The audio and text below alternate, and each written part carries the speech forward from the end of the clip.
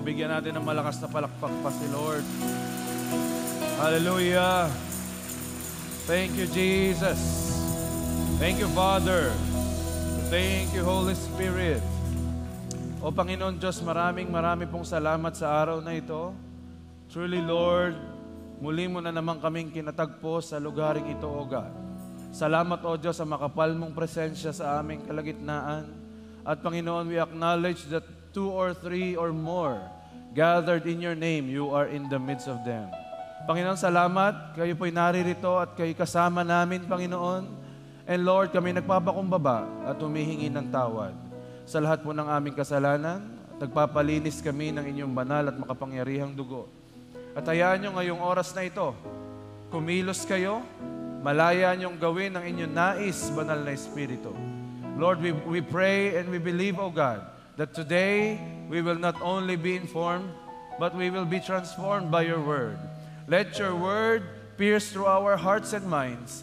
Panginoon, salamat dahil ngayon pa lamang kineklaim na namin ang katagumpayan ng iyong salita. At salamat, O Diyos, sapagkat ngayong araw na ito, may kagalingan, may kalayaan, may restoration and reconciliation. Maraming mga answered prayers. Kaya salamat, O Diyos, ngayon pa lamang kiniklaim na namin ang lahat ng ito. Habang kami po, Panginoon, ay umaasa at nagpapakumbaba, binubuksan namin ang aming puso't isipan para sa inyo pong mga salita. Lord, cover this place by your blood at hayaan nyo rin ang mga worship services namin all throughout the globe. Inyo rin pong i-bless, i-cover at papagtagumpayin. Salamat sa victory, Panginoon. We are victors and not victims, and we are more than conquerors. To you all the glory and honor. In Jesus' name we pray. Amen and amen. Thank you, Lord.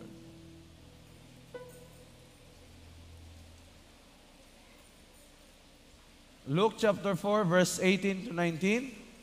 The Spirit of the Lord is upon me, because He has anointed me to preach the gospel to the poor.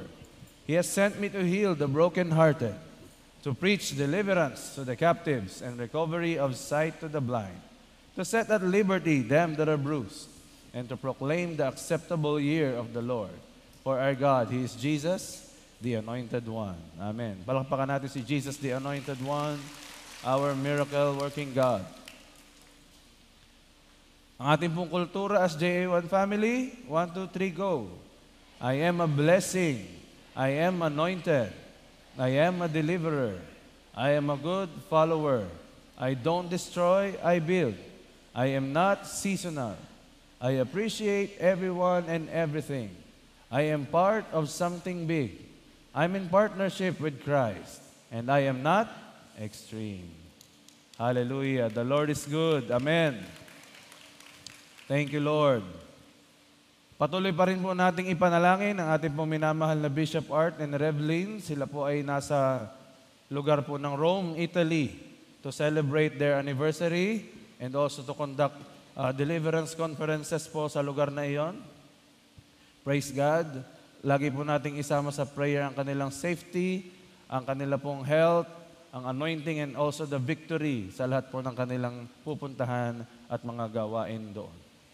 Yesterday po, ako po ay nasa JA1 Bicol sa may Sipocot, Camarines Sur.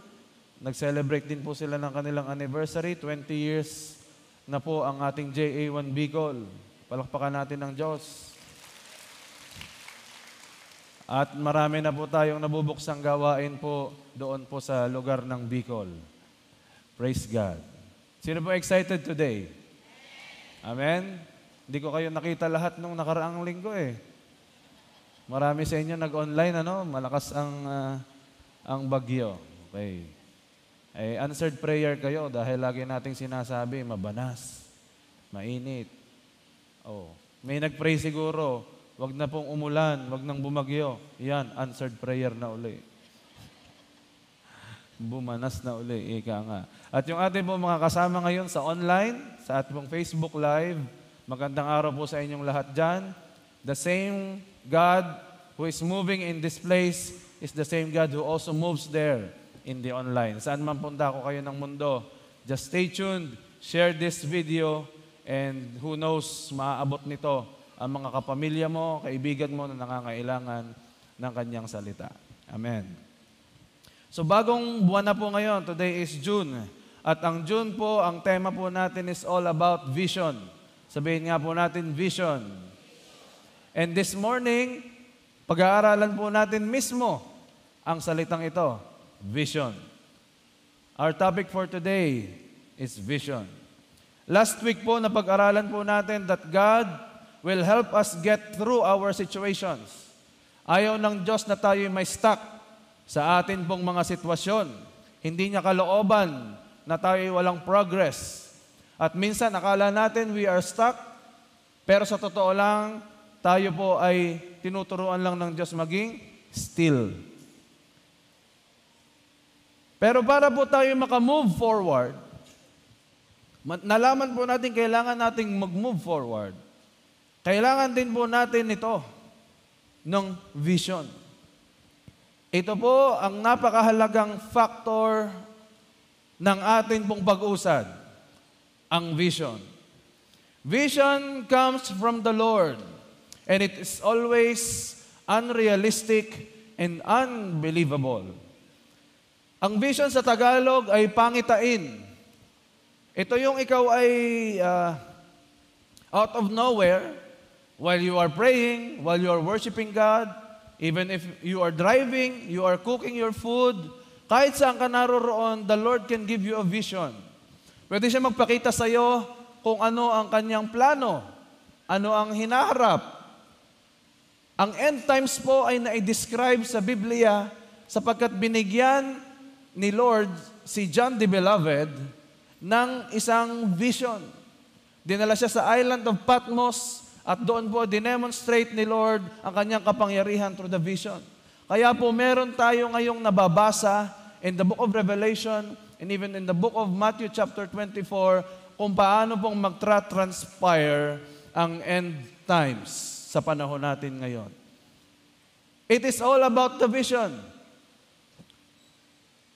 Kagaya po ni Moses nung nakaraan nating linggo na pag-usapan, nangusap ang Diyos sa kanya through the burning bush. At dito ipinahayag ng Diyos ang vision na gusto niyang mangyari sa buong Israelites.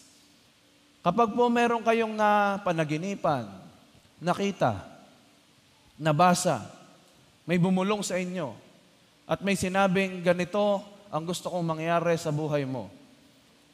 Darating ang time, dadaling ka ng Diyos sa iba-ibang bansa upang mangaral ng kanyang salita. Kapag may nagsabi sa iyo, kapatid, ikaw ay isang magiging multi-millionaire. Kapag may nagsabi sa iyo, kapatid, ang iyong buong pamilya ay maliligtas. Sa paningin natin, imposible. Unrealistic. Bakit? Paano po maliligtas ang aking family? Ako lang po ang born again. Tapos lahat po sila ay mga sarado kandado. Yung mga susi, nilunok. Hindi ko alam kung paano bubuksan. Ang iba sa kanila, na-persecute sa akin. Pinagtutulungan po nila ako. Hindi ko po alam kung paano ho maliligtas ang aking pamilya at maniniwala sa akin. That is vision. Ibig sabihin, galing kay Lord. Kapag kaya mo pang gawin, kapag kaya pa ng lakas mo, at kaya mo pang isipin, baka hindi pa galing sa Diyos yan.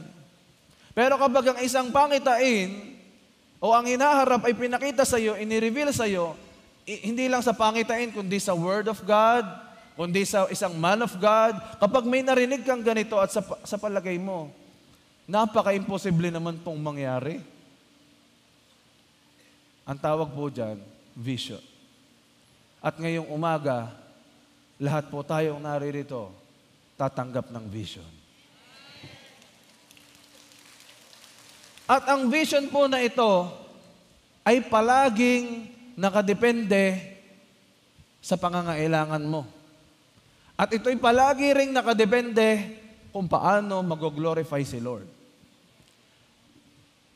In the book of Exodus chapter 3 verse 9 to 10, dito ipinahayag ni Lord ang vision niya para sa buong Israelita. Look, the cry of the people of Israel has reached me, and I have seen how harshly the Egyptians abused them. Verse 10, now go, for I am sending you to Pharaoh. You must lead my people Israel out of Egypt. This is the vision. The vision of God ay lahat ng mga Israelita na napakatagal ng alipin ng Egypt ay alisin doon at dalhin niya sa promised land sa pangunguna po ni Moses. So kapag pala po nagbigay ng vision ng Diyos, ang kinakausap niya ay yung taong mangunguna. Hello? Sa inyong pamilya, kung ikaw na unahang na born again, usually sa iyo mangungusap ang Diyos pagdating sa iyong family. Kung ikaw ay isang ama ng inyong tahanan, ikaw ang leader ng inyong family, sa iyo nagbibigay ang Diyos ng vision.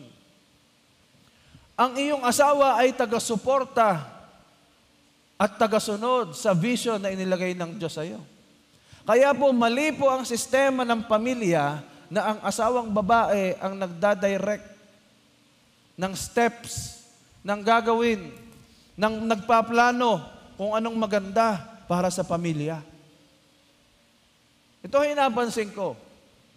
Kapag po ang isang family, ang isang asawang babae, ino-overpower niya ang kanyang asawang lalaki, usually ang kanila pong mga anak ay mayroong mga low self-esteem. Sila po yung mahiyain, sila po yung hindi palaimik, siguro mga takot sa tao, parang ganon. Kapag ino-overpower ng babaeng lalaki, usually yung mga babaeng anak, sila yung matatapang.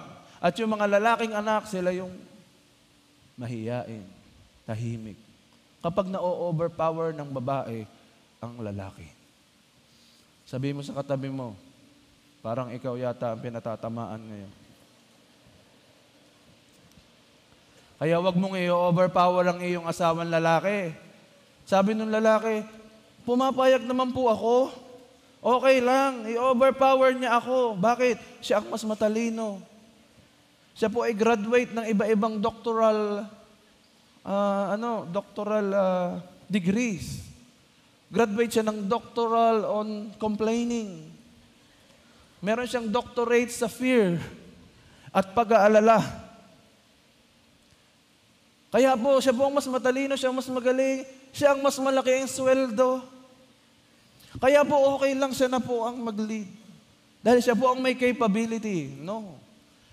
The authority and the power still rests on the father. On the father of the family. Kaya nga po, ang binababaan ng Diyos, ng instruction niya ay si Adan. Hindi niya binabaan ng instruction si Eva. Laging si Adan ang kanyang kausap. Wala pa po si Eva, kinakausap na po ng Diyos si Adan. Amen? Ay kaya po nung si Eva, kinausap nung serpent, yun na. Doon na nagkaroon ng problema. Kaya hindi porket ikaw ay matalino, ikaw ang magaling, ikaw ang may magandang pinanggalingan sa iyong family, over your husband, you do not need to overpower him. Amen? Kaya sabi po doon, magpasakop ka sa iyong asawa. Parang advance po ang preaching ko ng Father's Day. Parang Father's Day preaching na agad. Balik tayo. Sabihin muli natin, vision. Ang linaw na sinabi ng Diyos kay Moses, ikaw ang ipapadala ko, papunta doon kay Pharaoh, upang ikaw ang mag-ahon sa mga Israelita palayo sa kanilang slavery sa Egypt. Ito po ba'y posible o imposible? Sa paningin ni Moses, posible o imposible? Sino nagsasabing posible? Sa paningin ni Moses. Sino nagsasabing imposible sa paningin ni Moses? At yung walang balak mag-participate, mas marami pa rin. Napaka-imposible ho nito. Bakit? Ang Israel has been in captivity for the last 430 years. Sanay na po silang inaalipin sila ng mga Egyptians. Kontento na po sila na sila po ay kumakain doon, magtatrabaho, pinaglilingkuran ang mga Egyptians. Okay na sila na ganon. 430 years. Ilang generation po yon? Mahigit 10 generation. So sanay na po sila. Sabi nga po, you cannot teach old dogs new tricks. Kaya hindi madaling sabihin sa kanila, tapos na, 430 years na lang, tapos aalis na tayo. Hindi madaling tanggapin. Pangalawa, una, hindi imposible kasi matagal na sila doon. Pangalawa, lalong imposible kasi napakarami. Do you know that the Israelites, sila po'y bumilang ng halos 600,000. Ang binibilang po lamang noon ay mga lalaki. Meaning to say, sila'y mahigit sa 1,000,000. So millions po sila. How do you transfer millions of people away from one location to another? Kaya mo ba silang lahat pasunurin? Ang hirap. Pangatlo, hindi niya alam kung siya'y tatanggapin ng mga tao. Na pag siya'y nagsalita, pakikinggan ba siya? Pero sabi ng Bible, Exodus chapter 3 verse 18, ang Diyos mismo ang gumawa ng paraan para tanggapin ng Israelites ang salita ni Moses. Sabi doon, the elders of Israel will accept your message. Then you and the elders must go to the king of Egypt and tell him, the Lord, the God of the Hebrews, has met with us. Meaning to say, napakalaki po ng dahilan para hindi talaga hakbangan ni Moses ang vision. Kumbaga kung hindi niya gawin, parang okay lang. Kasi ang hirap naman talaga eh. Pero gusto kong sabihin sa iyo, kung gusto mong may mabago at matransform ang way ng pumumuhay mo, kung gusto mong makalaya sa sakit karamdaman, sa utang, kung gusto mong makalaya sa laging pag-aaway ng inyong family, kailangan kang tumanggap ng vision at ito'y dapat mong lakaran. Kasi si Moses, nakumbinsi siya na sinasamahan siya ng Diyos, kaya siya po humakbang. Sabi mo sa katabi mo, hakbangan mo na. Meron sa iyong nireveal ang Diyos matagal na. Maybe, nung elementary ka, sinabi sa iyo hindi aksidente na pinangarap mong maging doktor, pinangarap mong maging professional, pinangarap mong makarating sa ibang bansa. Hindi mo alam that is the Lord imparting His vision. Ang dapat lang natin gawin ay lakaran ito. Now, anong gagawin mo sa vision? Okay, nag-reveal na si Lord ng vision. Ito ang vision ng Diyos. So what do you have to do? You have to catch the vision. Sabihin nga po natin, catch the vision. God's role is to release the vision. And our role is to catch the vision. Ang gagawin ng Diyos, sasabihin niya ang vision para sa inyo, sa iyong family, sa iyo personally. Ang role mo naman ay sambutin ito. Paano ko po sasambutin yan? God is the vision caster. And we must be the vision catchers. Ang Diyos ang naghahasik ng vision. At tayo naman po ang tatanggap nito. Paano po natin ito masasambot kung tayo po'y nakapikit? Nakakita na po ba kayo ng nagbabasketball tapos po nung pinasahan siya'y pumikit? Yung ba'y kanyang masasalo? Hindi. Kailangan kapag ikaw ay nasa basketball, mulat na mulat ang iyong mata. At makikita mong sa dulo, magcha-champion ang Boston. Kailangan mulat ang mata natin doon. Para nahalata tuloy kung sino ang team ni Pastor. Mga kapatid, hindi titigil ang Diyos ng pagbibigay ng vision. Pero nasa sa atin na lamang kung hindi mo ito sasambutin. Sayang din lamang kung ang Diyos ay nagbababa ng vision kung hindi natin sasambutin.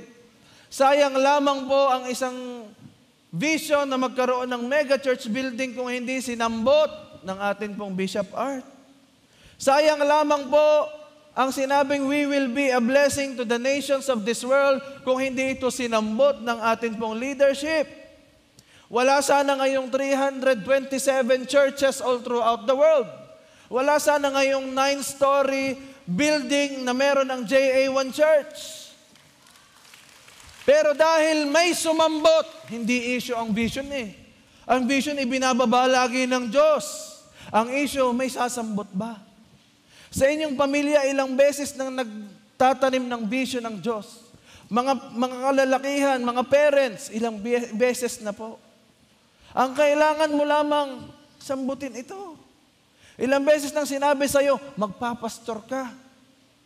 Ikaw ay magiging lingkod ng Diyos. Lagi mo sinasabi, hindi para sa akin yan.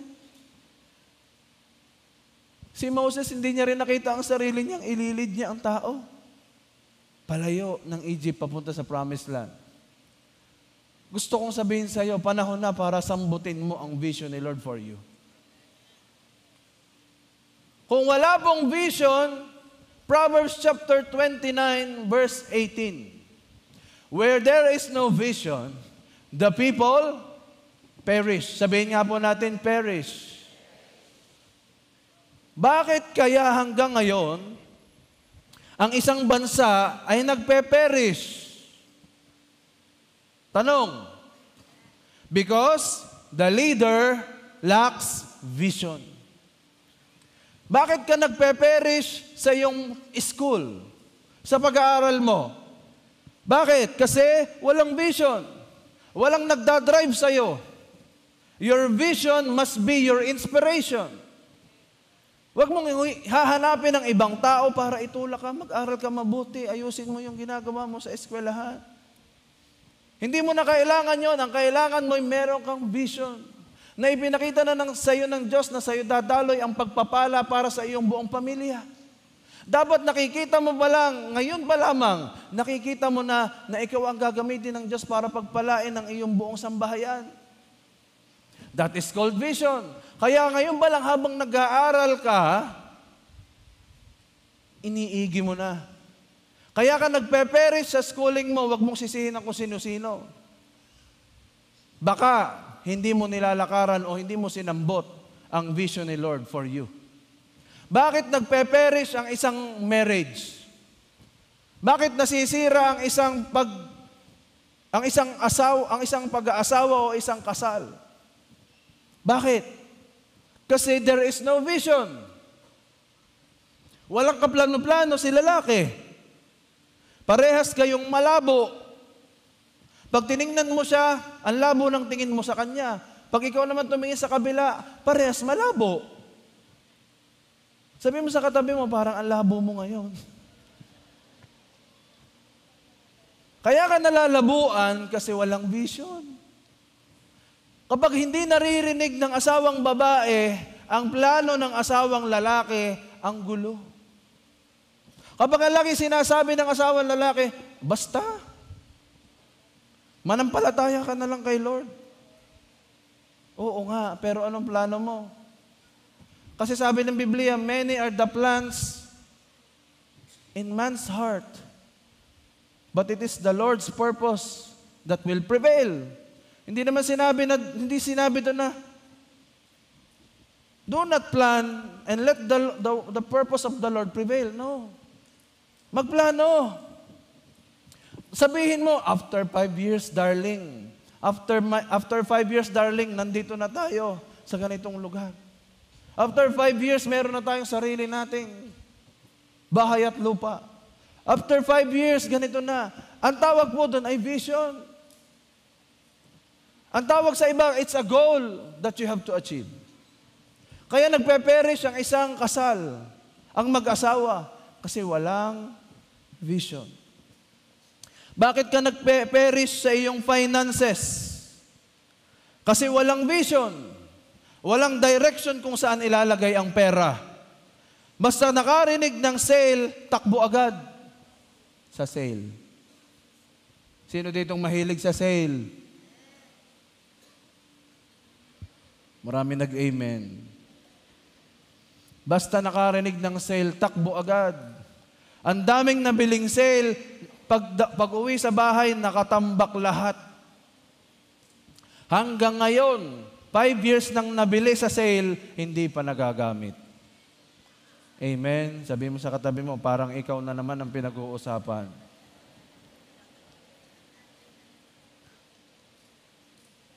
Huwag kayong bibili ho pag sale at talaga naman. Ang dali natin kumbinsihin ang ating sarili, pag sale. Ay, kailangan natin yan. Nakita mo lang 50% off. Magagamit din natin yan balang araw, bilhin mo na. Maganda yan, ito yan. Amen ba? Pero kapag may vision ka, hindi ka basta-basta mapapabitaw. Pag-iisipan mo muna, yan ba'y naka-align sa vision nyo, sa pamilya? Ito po'y nabanggit ko nung anniversary po ng men's and women's. Kailangan ang mai-impart mo sa iyong next generation ay hindi mga ari-arian, hindi mga skill. Hindi mo kayang ipasa sa next generation mo ang ari-arian mo. Talaga po, lahat po yun nakapangalan sa kanila. Hindi. Ipinangalan mo lang sa kanila, pero hindi mo ito ini-impart sa kanila. Hindi mo rin kayang ipamana ang iyong karir. Ay, ako po'y engineer. Dapat po yung mga anak ko, mga engineer po lahat yan. Nakadesign na po yan. Hindi mo naiipasa ang karir. Ang naiipasa mo sa kanila na dapat magkameron ay ito po yung tinatawag na character. Sabihin natin character. Mapasahan mo man yan ng maraming mansyon, maraming lupain. Akala mo na i-prepare mo sila sa future, pero kapag hindi mo sila napasahan ng character kung paano ayusin, i-manage ang mga pinagkatiwala mo sa kanila, mawawala din ang lahat. Kaya the most important thing that you can pass to your next generation is legacy. And kapag gusto mo ng legacy, kailangan hindi ka lang mahilig mag-acquire, kundi kailangan marunong kang mag-invest. Amen? Merong 60,000 pesos. Pag sinabi mo, i-invest mo yan sa magandang negosyo. Simulan nyo yan ang maganda ninyong kikitain. Ang sasabihin, wag na, baka malugi. Pero pag lumabas ang bagong model ng iPhone, sasabihin, bilhin mo na, reward mo yan sa iyong sarili. Ang bilis bitawan kapag ka-acquiring, pero pag investing, nahihirapan. Investing is about legacy. Kailangan may magandang legacy kang maiwan sa lupa. Kailangan yung mga next generation mo na sumunod sa vision mo, they also understand kung paano ka nagtagumpay sa mundong ito. At pag natagpuan nila yon, natutunan nila yon, na si Lord pala ang sikreto ng tagumpay, hindi pala sa pagdami ng ari-arian, hindi pala sa pagganda ng karir, kundi laging ang pabor ng Diyos ang nagbibigay ng tagumpay. Paano nila ito malalaman kung hindi mo ito i-impart sa kanila? Kaya please mga parents, wag nyo lang ipagpundar ang inyong mga anak. Wag nyo lang silang bigyan ng mga kailangan nila sa ngayon, physically and materially. Higit sa lahat, pag-investan po natin ang character. Aminin natin sa hindi. Hindi makinig sa atin ang ating mga anak. Kahit ilang sabi mo nang umaten ka, ayaw makinig. Ilang sabi mo nang magbasa ka ng Biblia, ganito, ganyan, manalangin ka, ayaw gawin. Bakit? Kasi ang mga bata hindi talaga nakikinig. Bakit? Ang mga bata ay nanonood. Ano ibig sabihin? Binabantayan ng mga anak ang kilos ng mga magulang. At ang kinokopya nila ay ang kilos at hindi ang salita. Kaya nga sabi po, your action speaks louder than your words. Kaya kahit anong sabi mo, ganito ang gawin mo, pero taliwas ang nakikita sa iyo, hindi susunod. Ang susundin nun yung nakikita sa iyo. Kaya minsan hindi sila sumunod, hindi makita sa iyo. Buti na lang lahat ng mga magulang na nandito sa JA1 ay role model ng kanilang mga anak. Higit sa lahat, ang legacy mong ipapasa sa iyong mga magiging mga anak is the character, how to be a godly person. Kailangan ang vision mo sa kanila ay hindi lamang para sa kanilang ikagaganda ng buhay physically and materially. Kailangan ang vision mo sa kanila kung paano sila magiging contributor sa paglawak ng salita ng Diyos. Kung paano sila magkakaroon ng malaking impact sa kanilang community. Kailangan ang maibaba mo sa mga next generation mo ay kung paanong ipe-preserve ang Diyos o ang kalooban ng Diyos sa kanilang sariling generation. Kasi tayo, okay na tayo eh. Naka-align na tayo kay Lord.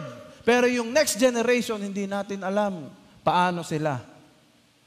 Kaya ikaw, you should be a legacy maker para sa iyong mga next generation. Kaya gano'n na lamang ang lagi nating sinasabi, go and make disciples. Kasi ang mga disciples, yan po ang nagbibigay ng legacy. Not the believers, not the Christians. The disciples are the ones who release a good legacy to their next generation. Oh, how I pray. Magkaroon po tayo ng matinding desire at pagnanasa na yung ating mga susunod na generation, they will receive or even exceed the fire that we will impart to them. Yung pong aking anak na panganay, hindi naman po namin sinasabi na sila'y magbasa ng Biblia, ganito gawin ninyo. Nagtaka po ako isang araw, siya po ang tagal kumain. Nung sinilip ko po, kaya pala nagtatagal kumain, ay may katabing Biblia at nagbabasa. 9 years old. Hindi mo naman sinusugo yung magbasa ka ng Biblia. Nagkukusa. Bakit? Kasi sa biyaya ng Diyos, they see it from their parents. Nagbabasa. For God's glory. Yung aking pangalawa, kapag tinanong mo siya, oh, do you want to go to Australia? Sasabihin po ng aking pangalawang anak, yes, Daddy, I want to go to Australia. Oh, you pray for it. Sabi ko, you pray for it. Ora mismo, sasabihin nun, Father God, I pray that we will go to Australia. In Jesus' name, amen. Alam kung paano mag-pray. Sa pangalan ni Jesus. Tatawagin ng Ama at sa pangalan ni Jesus. Bakit? Tinuruan ko ba yun? Ganto ha, ganyan ha? No. Bakit? Kasi nakikita nila. Kaya ipakita mo. Sabi mo sa katabi mo, ipakita mo kung sino ka. Dapat ang makita ng mga anak mo, ng mga taong winiwin mo sa school, ng mga kasama mo sa trabaho, ay kung sino si Lord sa buhay mo. At pag ganun yon, hindi ka pa nag-i-invite, sumasama na sa'yo. Kaya magtaka ka kung bakit hindi mo mawin. Kahit anong pray mo, kahit anong share mo sa kanila, baka kulang ka ng pagpapakita. Baka wala kang iniiwang legacy sa lugar kung saan ka naroon. Amen? Palakpakan nga po natin ang Panginoon. Ang Diyos na talaga namang napakabuti sa atin. So when there is no vision, wag ka na magtaka. Talagang walang tagumpay kasi walang direction. May mga steps tayo kung paano matransform ang vision into reality. Unang step, ngayon pa lang, kailangan ito na-visualize mo na. Visualize. Sabihin nga po natin, visualize. Nung ang church building na ito po, bago maging ganito, na-visualize muna ng ating bishop sa pangungusap ng ating Lord sa kanya. Sabi ng Lord sa kanya, iguhit mo ang ipaguguhit ko sa iyo. Kumuha siya ng papel. 2004 po yun. Siya po ay nasa Minnesota at that time. At kanya pong iginuhit ng isang building. At pagkaguhit nito, sabi ng Diyos sa kanya, iyan ang magiging templo ko sa Batangas City. 2004 po yun. Fast forward, 2024, after 20 years, kitang-kita na po natin ang kaganapan ng vision.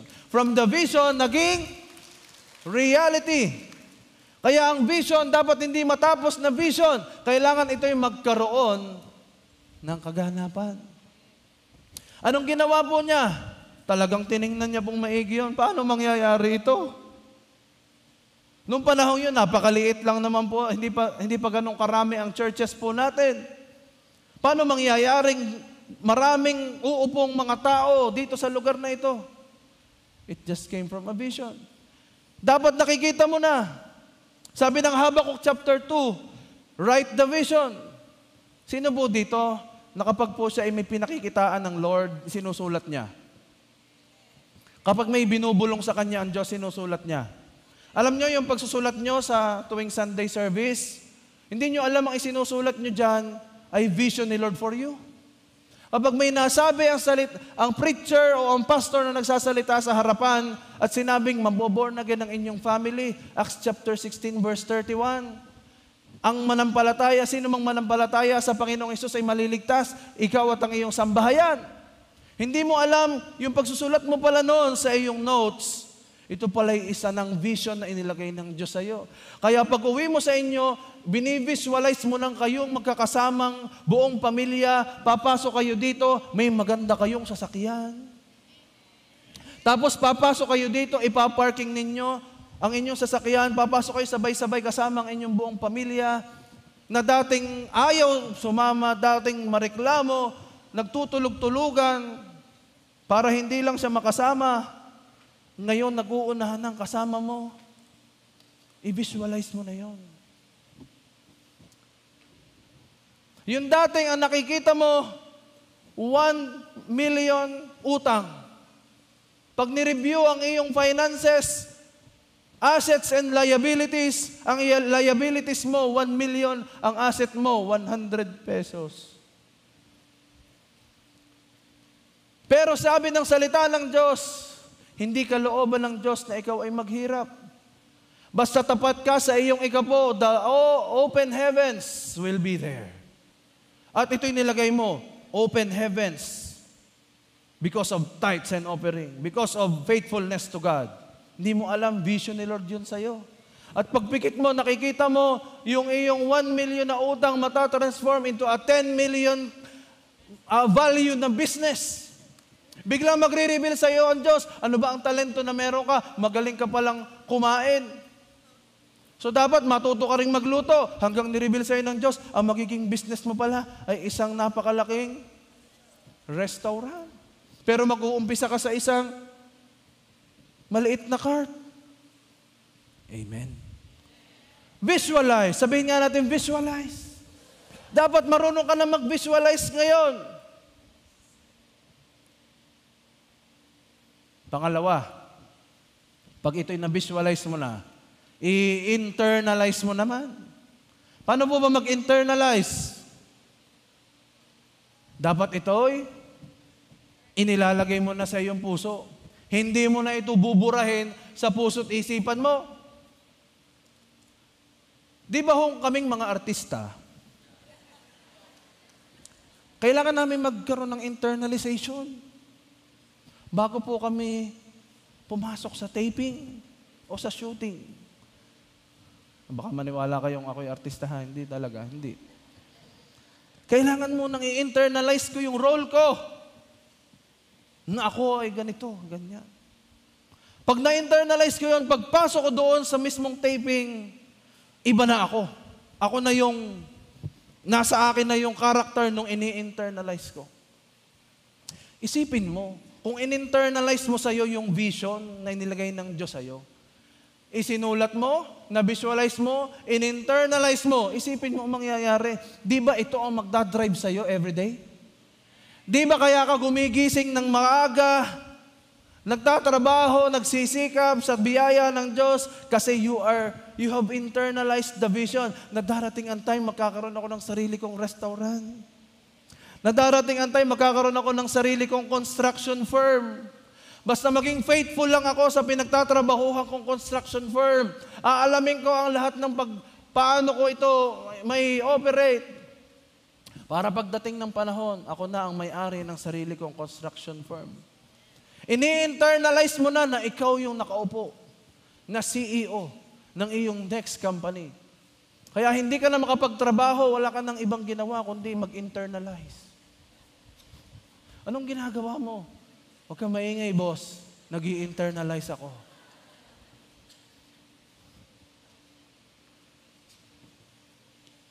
Amen.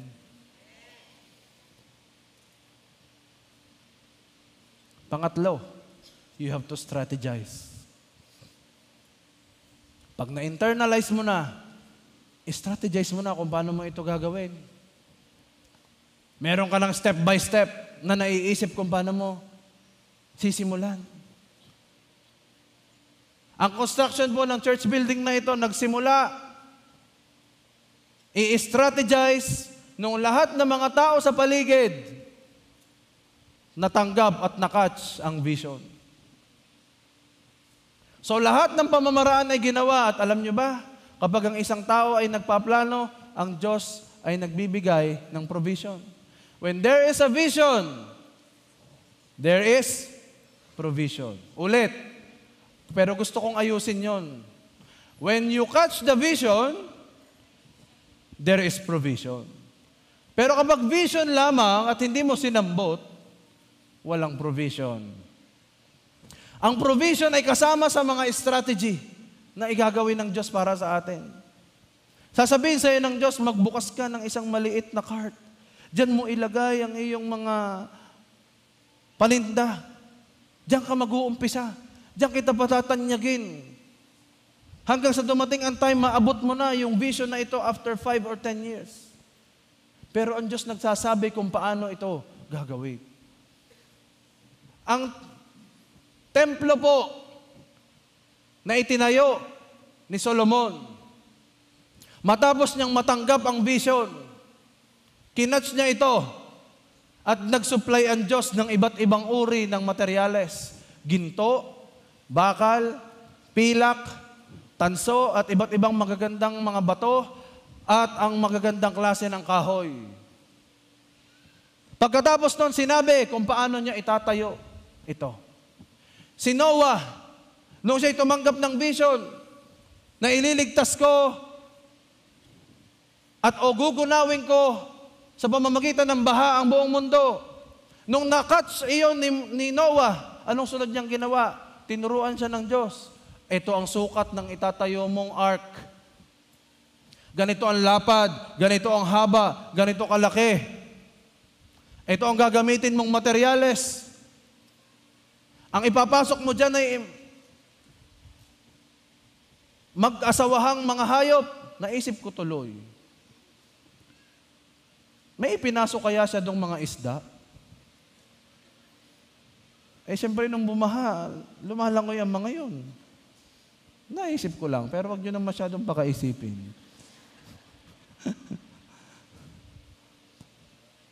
Anong ibig ko sabihin? Kaya ka nag-i-strategize, may vision ka na. Na-visualize mo na ito. Kaya sasamahan ka na ngayon ng Diyos. Amen? Ang pagsama ng Diyos ay sa mga taong nag-i-strategize para marating ang vision. Pero kung ikaw ay panay ang visualize mo, 3 taon ka na nagbi-visualize at ini-internalize mo hanggang ngayon, hindi ko pa ma-absorb. Panahon na para mag-strategize ka. Pang-4, you should initiate. Na-strategize mo na. Ang pang-4, abay hakbangan mo na. I-present mo sa Diyos, Panginoon, ito po ang plano ko. Pero hindi plano ko masunod, kundi plano nyo. At kapag kinonfirm ng Diyos sa iyo, initiate, go! Hakbangan mo na ito. Yung pag-uwi namin sa Pilipinas ay isang napakalaking plano ng Diyos na hinakbangan lang namin. Na mahigit 1 taong kong ipinuno sa Kanya. Sabi ko, ayaw po namin. Pero sabi ni Lord, maganda ang plano ko sa inyo sa Pilipinas. At ang kapangyarihan kong sumama sa inyo sa ibang bansa ay siya rin kapangyarihan kong kasama nyo sa Pilipinas. At hinakbangan po namin iyon. At alam nyo, sa biyaya ng Diyos, Sa biyaya ng Diyos. It's a big privilege to be used in the ministry of the Lord sa iba't ibang lugar. Na hindi ko minsan inisip. Galing akong Australia, kahapon galing ako ng Bicol, pupunta naman kaming mag-anak sa Australia this coming June 10 for 16 or 17 days.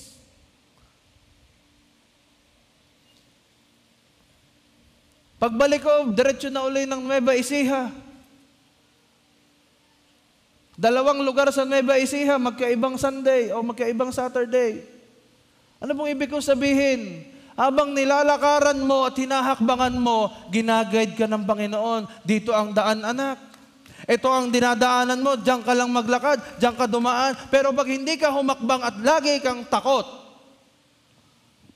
walang realityng mangyayari sa vision ni Lord sa iyo.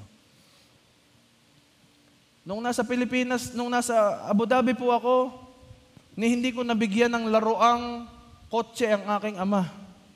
Pero nung umuwi po kami ng Pilipinas, naregaluhan ko po ang aking ama ng isang truck para sa kanyang kaarawan. Ano ibig sabihin? Wala sa lugar yan. Nasaan yan? Nasa kung sino ang kasama mo. Dalhin man ako ng Diyos sa Afghanistan, sa Ukraine. Pag sinabi ng Diyos na doon ka dadalhin at sumunod ka doon. Hindi mo alam, ikaw pala ang magbubukas ng JA-1 Ukraine, JA-1 Afghanistan. Malay mo yung katabi mo, marami yung mawiwin na mga Taliban. Di natin alam. Diyan pala siya gagamitin ni Lord. Abay, marami kang mai-demonstrate na power ni Lord doon. Ikaw ang ibabala sa kanyon.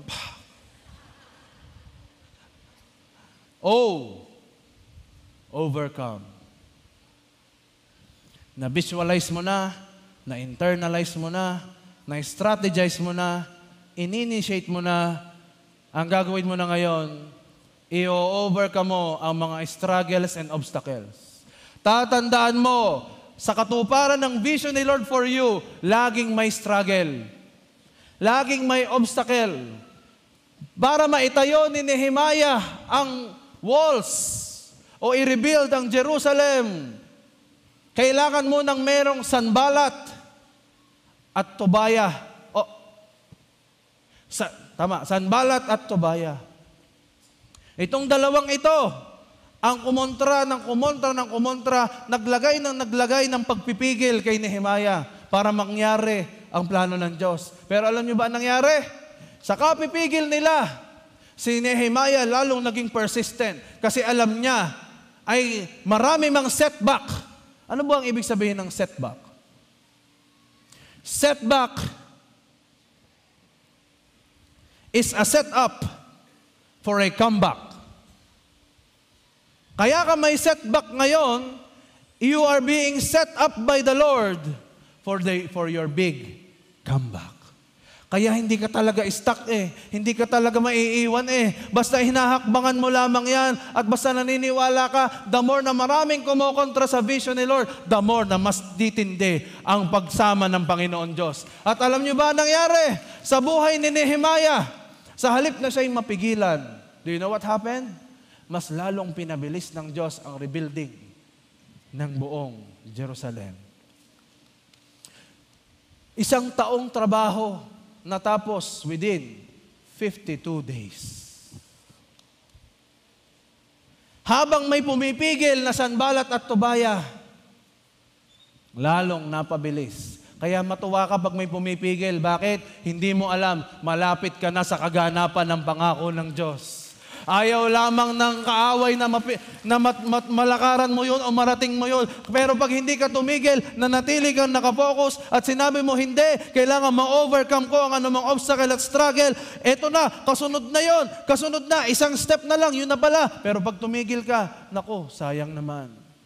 Pero ang taga JA1 people, habang mayroong resistance, habang mayroong gustong pumigil, may hindrance, ang JA1 people, lalong nagpapatuloy sa plano ng Diyos, sa vision ni Lord. Walang taga-JA1 dito na matatalo ni Satanas. Walang taga-JA1 dito na babagsak muli sa kasalanan, magbabackslide. Lahat ng naririto, you are being set up by the Lord for your big comeback. Akala ni Satanas pag namatay ang Panginoong Hesukristo, wala na pong mangyayari sa buong sangkatauhan.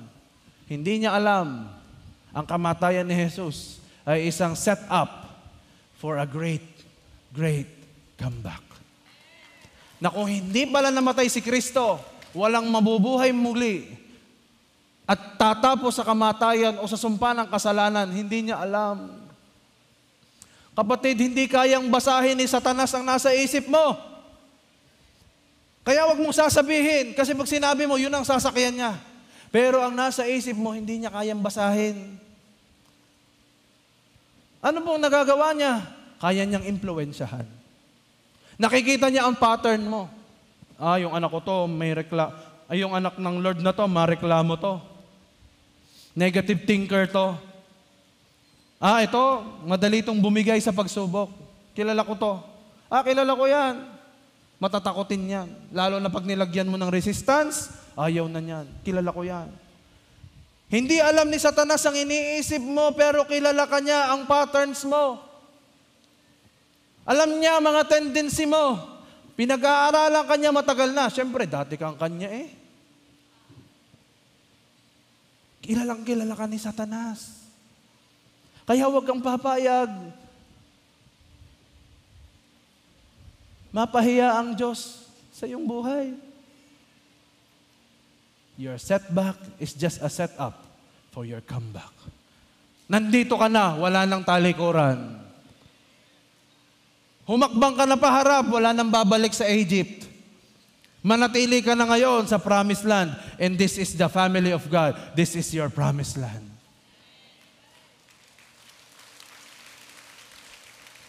Dito ka na igugroom ni Lord to be His next pastor, to be His next leader, to be His next A-group leader. Dito na yon.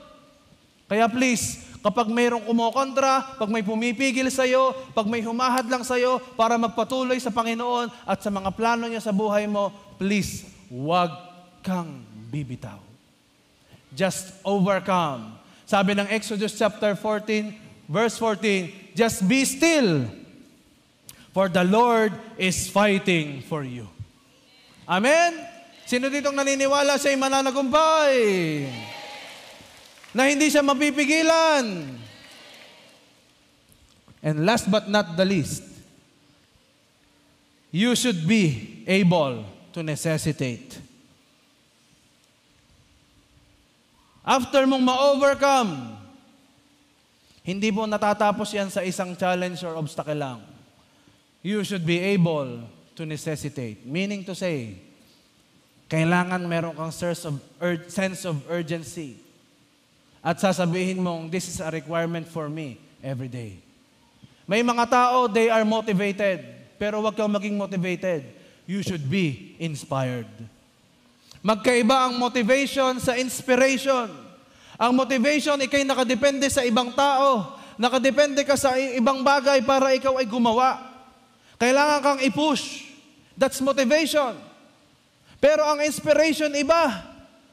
Ang inspiration kahit wala yung taong nagmamotivate sa'yo, nagtutuloy-tuloy ka.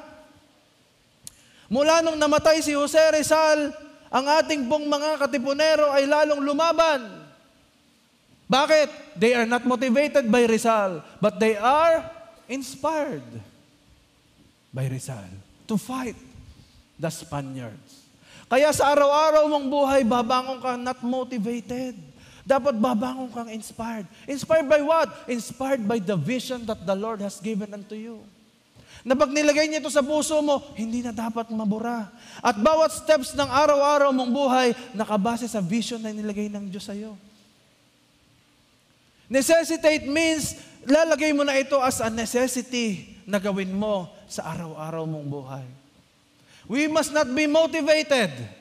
Paano pag namatay yung taong nagmo-motivate sa'yo? Paano pag lumayo yung taong nagmo-motivate sa'yo? Di wala ka na rin. Hindi ka nagagawa. Wala na yung nag-a-advise sa'yo, nag-e-encourage sa'yo. Titigil ka na rin. No. Motivation is a push, but inspiration is a pull. Hinihila ka ng iyong inspiration. Inspired ka na darating ang panahon, maboborn again ang buo mong family. Kaya naman araw-araw nagsisikap kang sila'y ipanalangin. Hindi ka tumitigil na ipakita sa kanila kung sino ang tunay na, ano ang tunay na kalagayan ng isang taong binago ni Kristo. Ipinakikita mo sila sa kanila araw-araw. That is called necessitation. You're necessitating everything. Hanggang sa dumating ang time, magkakasama na kayong a-attend sa church.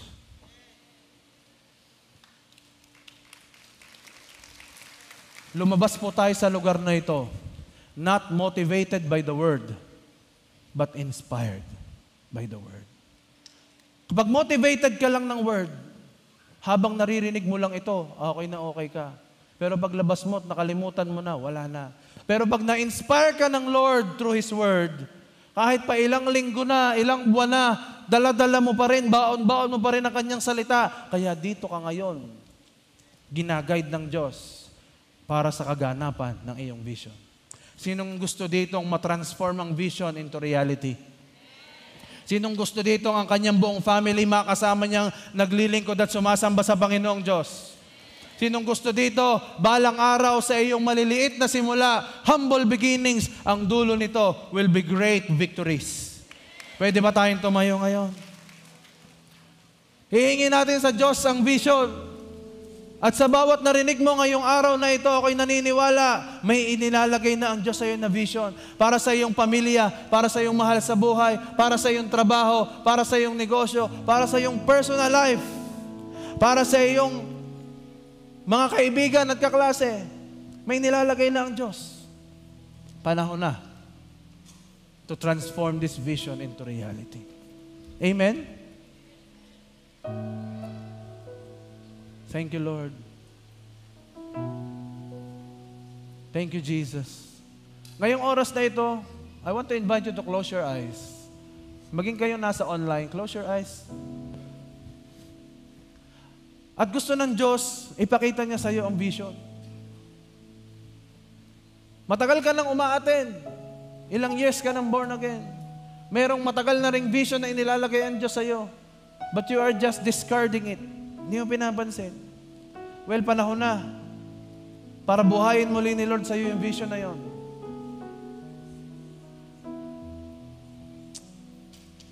Thank you, Lord. Thank you, Jesus. Come on, habang nakapikit ka, may nilalagay ang Diyos sa iyo. Hindi ka permanente sa sitwasyon mo na yan. Kasama lang yan sa proseso para matransform ang vision to reality. Nasasaktan ka man ngayon, nahihirapan ka man ngayon, pero ang pangako ng Diyos sa iyo, sa lahat na nagmamahal sa Kanya,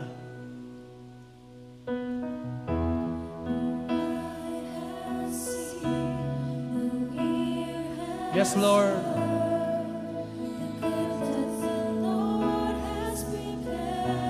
I declare that the vision of God for you, your family, your ministry, your career, ibinababa ngayon sa iyo ng Diyos. Ibinapakita sa iyo ngayon ng Diyos. As you are closing your eyes, yes, oh Holy Spirit. Mahirap man, maaari man kaming ma-disappoint o masaktan, but we will overcome. Yes, Jesus. Jesus, take me in your hand and make me all that you want me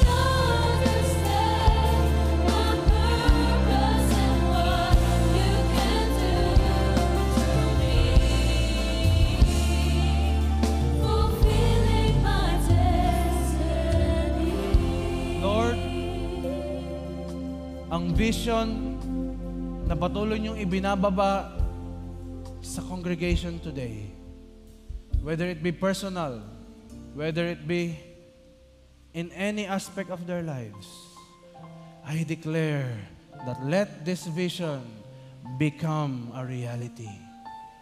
Lord, walang sino man na naririto na hindi niya makakatch ang vision na ibinababa mo sa kanila ngayon. Meron dito, pinakikita nila talaga sa iyo, magkakasama kayong uma-attend dito. Merong iba sa inyo, nakikita nyo kayo yung nagsasalita sa harap ng maraming tao, preaching the word. Merong iba sa inyo, you will become multimillionaires at may-ari ka ng sarili mong kumpanya. Pinakikita sa iyo ngayon ng Diyos yan. And I declare right now, all those vision, Lord God, na ipinagkatiwala mo sa mga JA1 people na naririto and even those who are online will be transformed into a reality in Jesus' name. At habang tumitindi ang resistance, habang maraming kumokontra, habang salungat sa aming vision ng aming nakikita, we will not rely on what we see, but we will rely on our faith. Alam namin, ini-stretch mo lang ang aming pananampalataya upang lalo kaming kumapit sa iyo. Panginoon, ang mga anak namin na lumayo sa iyo magbabalik loob. Ang aming mga kapatid, ang aming mga magulang na matagal nang dumadalo, ngunit hindi na muli, magbabalik loob silang muli sa iyo. In Jesus' mighty name. Sa pangalan ni Jesus, wala nang karapatan o espasyo o kakayanan ang sino mang Sanbalat o Tobaya na gustong patayin ang vision. I declare the enemy has no power upon the lives of these people. Lord God, we claim now we have the victory. We will overcome. At Panginoon, we will not only be motivated by your word, but we will be inspired every day by the confirmation of your vision. Salamat, O Diyos. Pagpalain niyo ang bawat isa. Help us to strategize and help us to overcome and to initiate ang anumang vision na nilagay mo sa amin. To you all the glory, honor, and thanksgiving. Habang kine-claim na namin ngayon pa lamang, in the next 5, 10, 15, 20 years, alam namin, meron kaming legacy na iiwanan sa mundong ito. And that legacy is to be a visionary at ipapasa namin ito sa aming next generation. Thank you, Lord. To you all the glory and honor. Sealed everything by your blood. In Jesus' name we pray. Everybody say, Amen and Amen and Amen. God bless you all. You may be seated, please.